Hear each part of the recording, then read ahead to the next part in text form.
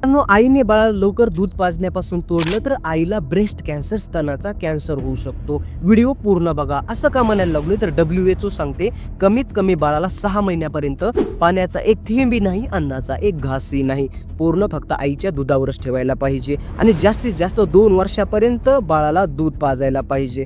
आजकाल महिलांमध्ये ट्रेंड आहे 6 महिन्याच्या आतच बाळाला या दुधापासून तोडायला लागतात.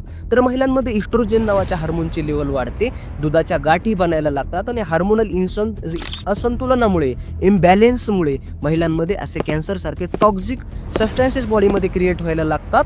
तर बॉडीमध्ये असं सेलमध्ये म्युटेशन होऊन, पेशीमध्ये बदल होऊन ब्रेस्ट कॅन्सर होण्याचा धोका खूप वाढतो. तर महिलांनी फक्त हे बाळाच्या पोषणासाठीच चांगलं नाही, तर महिलांच्या आरोग्यासाठी देखील खूप उत्तम आहे. पूर्ण 2 वर्षाची सायकल पूर्ण करा. आपल्या बाळाचं पोषणही होतं आणि तुमच्या आरोग्याचं हे एक सुरक्षा कवच आहे महिलांसाठी.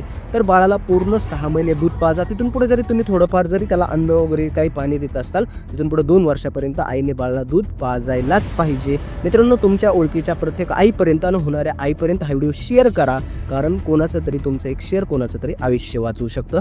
थँक्यू. फॉलो करायला विसरू नका.